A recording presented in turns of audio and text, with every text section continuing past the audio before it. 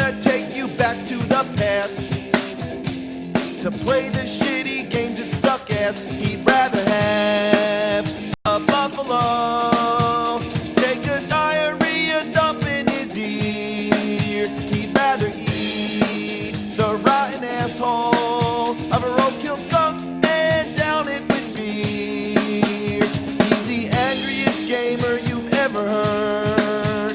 He's the angry Nintendo nerd. He's the angry Atari Sega nerd. He's the angry video game nerd.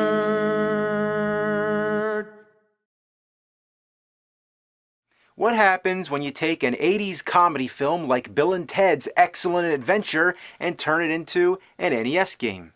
Two guys are struggling to pass their history course, so they go back in time in a phone booth to get the aid of famous historical figures.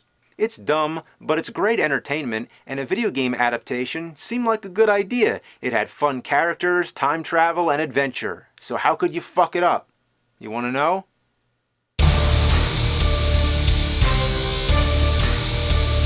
That's how.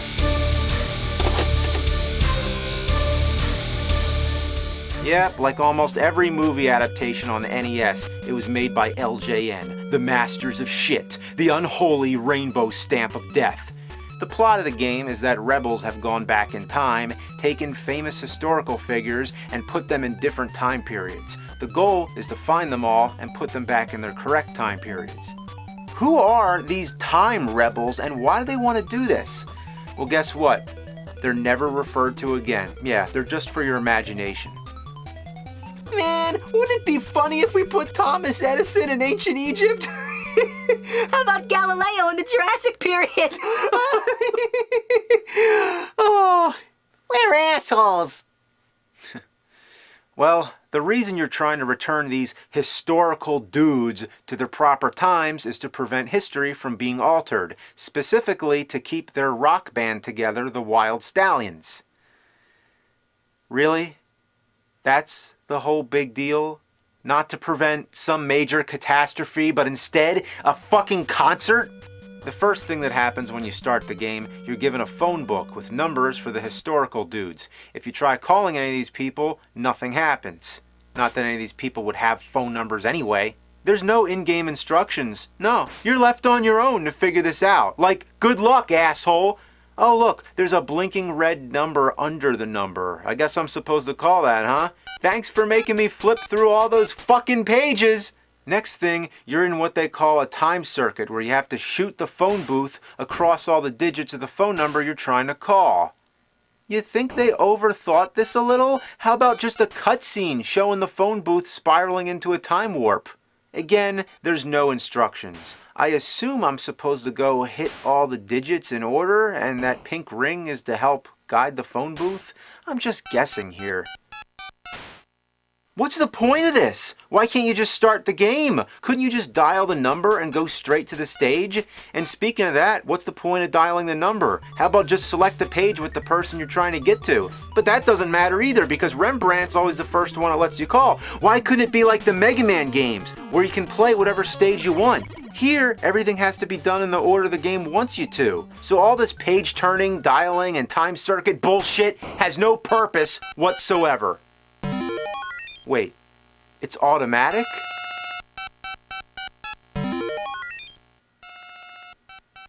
You just do nothing? Yeah, if you wait long enough, the phone booth will go through the circuits on its own. The drawback, if you let it do that, it costs coins. If you run out of coins, you're far past fucked. The game is over. So you obviously want to save as many as possible. That's the only advantage to blasting yourself outside the circuits. Free time travel.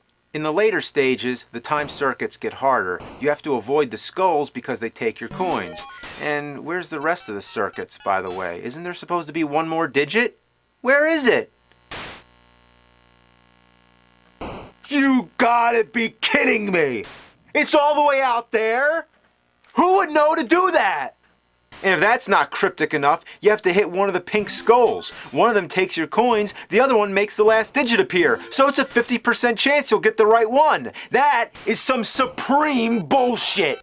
Once you finally get to the real game, you'll notice how much grade A ass suckage you're in for. Get ready for this shit. But first, the basics. As you notice, they attempted a three-dimensional world. I have to give it to them, it was kind of ambitious to do on the NES, but you're still stuck to moving at 90-degree angles. You play as either Bill or Ted. They don't interact on screen together, which is pretty shitty for a game with such a recognizable duo. So we're looking for Rembrandt. And you know what? I dare to say they missed the opportunity to make this an educational game. It didn't have to go overboard. It could have still been an action-adventure game with some informative elements. It's all about finding the historical dude, but there's no aspect of the game where you return them to where they belong. Wouldn't it be nice if they at least had a little description in there to tell you who Rembrandt is, instead of just his fucking phone number? And all these time periods are so vague. They're mostly just graphical redesigns of the same stage over and over again. They don't tell us where or when any of this is supposed to be. There's games that are educational, but suck as a game. But this game just sucks both ways. Where'd the music go? I shit you not. Every time you start the game, the music lasts for 30 seconds, then stops. I'm not complaining too much because the music is ass, but why? They didn't know how to program it to loop? The rest of the sound effects are no more advanced than what you'd hear on the Atari 2600. There's mainly two sounds, jumping and falling on your ass. Get used to those two sound effects, that's most of what you'll ever hear. Back to the controls, check out this crap. You can never see where you're going because you're always waiting for the screen to catch up. Classic two-gear diarrhea. Instead of giving you freedom to walk around, you have to follow the path. Apparently, Ted can't walk on grass. You can't even get near the side of the path. If you cut the corner too sharp, you get stuck. And it takes you on the most indirect route possible. Oh, fuck. If you jump into the green, you're as stuck as a dog turd on a hot summer sidewalk. You have to keep hopping until you get out. It's like trying to get out of a sand trap on a golf course. And with those jump sound effects, it really reminds me of NES Golf.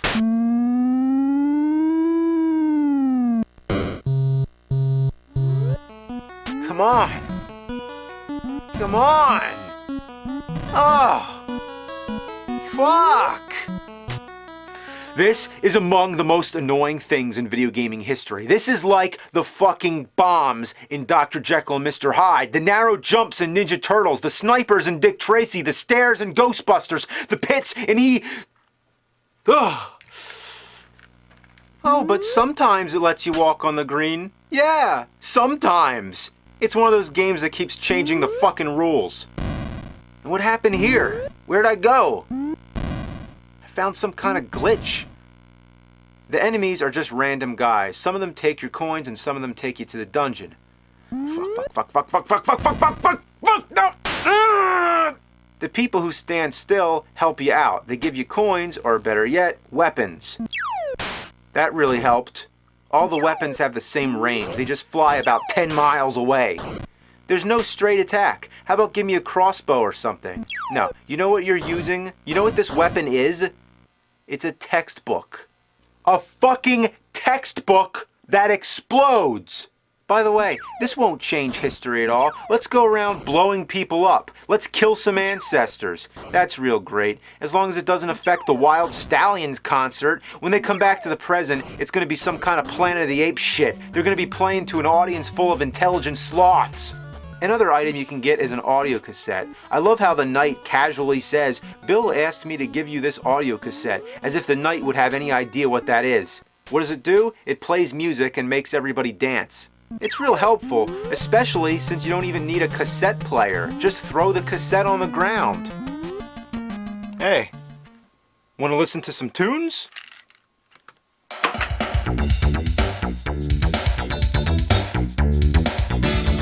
So where is Rembrandt? You can explore this whole land, but you won't find him anywhere. That's because you need to lure him out with bait. What is he, a fucking fish? The bait can be any random object. There's 4 of them hidden on each stage. One of them will make Rembrandt appear in one of the random houses. How do you find this bait? You want to know? Guess what? By jumping into things! This game treats you like an idiot. Like, hey kids, you want to play in Bill and Ted game? Well, here you go. Go jumping around in the fucking bushes and fences. That'll keep you busy. Have fun. There's no shortcut around it. You have to roam the entire stage, jumping into everything. And I mean everything. There's people who give you clues. Sometimes it's as simple as going up and talking to them. Other times, you have to select your own responses. The right answer will lead to another thing you have to respond to, and then another thing, and then you just get stuck in this whole dialogue tree. I hate this shit. All the answers are the same surfer lingo bullshit. How are you supposed to know which is the right answer? Also, you have to use A to switch through responses, and B to select the response you want. How about just left or right? And then the button to select, because the first time playing you'll never know if it's A or B, so you always end up selecting something that you don't want. It's trial and error, and it's not intuitive at all. When you do get a clue, it's always something vague, like look for something strange in a tree, or look near the crossroads. That really helps. Near the crossroads? Which fucking crossroads? This is Castlevania 2, Zelda 2 bullshit. And I love it when they use directions like north and south. The game is slanted at a 45-degree angle. Which way is south? How about a compass? How about a map? How about anything? Oh, that's nice. I'm stuck. Is this where the scenery runs out? Then there's all these open doors that you can't go in. That's another peeve of mine. If you can't go in the door, don't have a door there. At least make the door closed. It's a psychological tease. I hate games that do that. Fuck the townspeople. Fuck not knowing where to go. I'm gonna get the power. Nintendo power.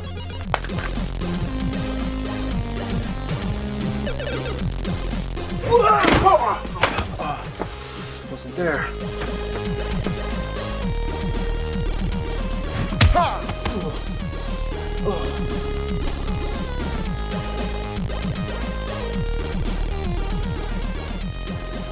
Well, it helps to visualize the layout of the stage, but where's the starting point? I'd like to know where I am.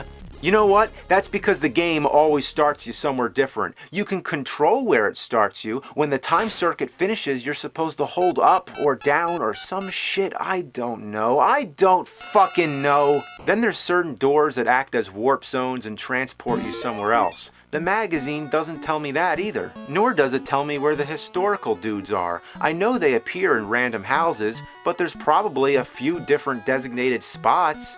For the bait, it just gives you a circle showing the vague area where they are, not the exact bush or fence. This is one instance when Nintendo Power just didn't bother because the game was too shitty. At least I have an idea where to look now.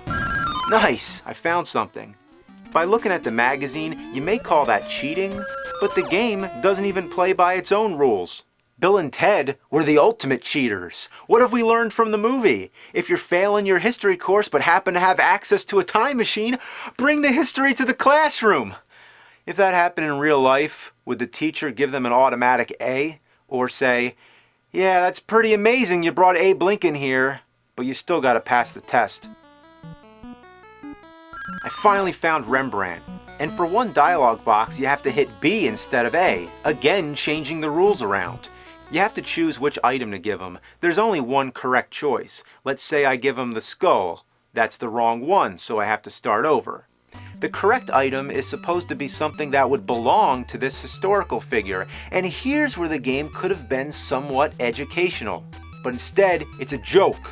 For example, for Julius Caesar, you're supposed to give him salad dressing. For Thomas Edison, you're supposed to give him a compact disc. Yeah, let's not change history, by the way. For Cleopatra, a credit card. For Elvis, a gravestone. Here you go, Elvis. Here's your fucking gravestone. You're gonna die. For King Arthur, the Holy Grail.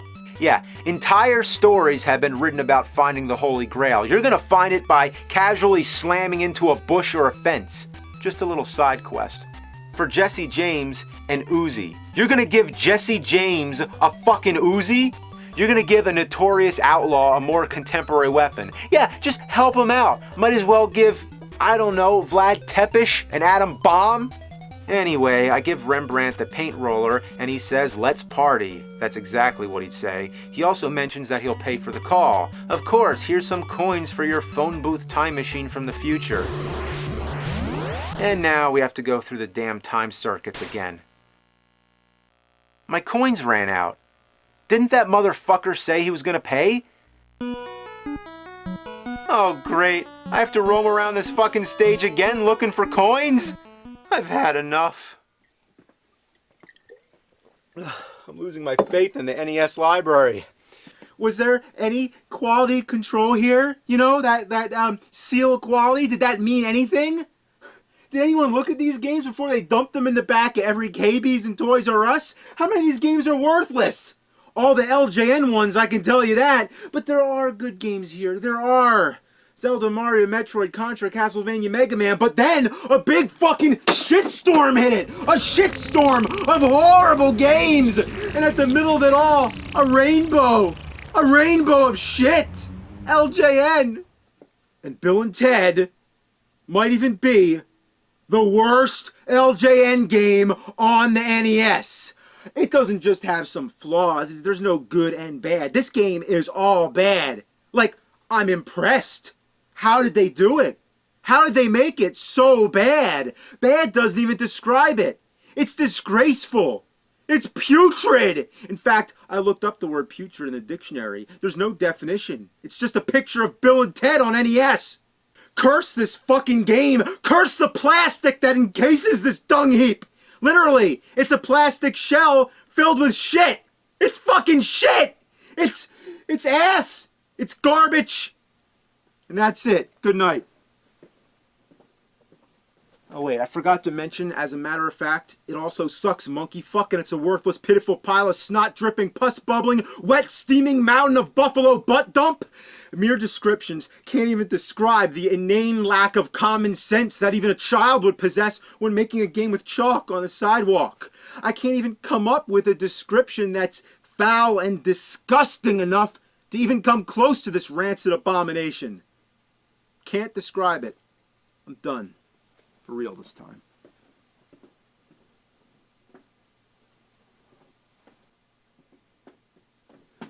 This game is diarrhea coming out of an old woman's bleeding vagina! It's fucking terrible! What were they thinking? I know. They weren't thinking.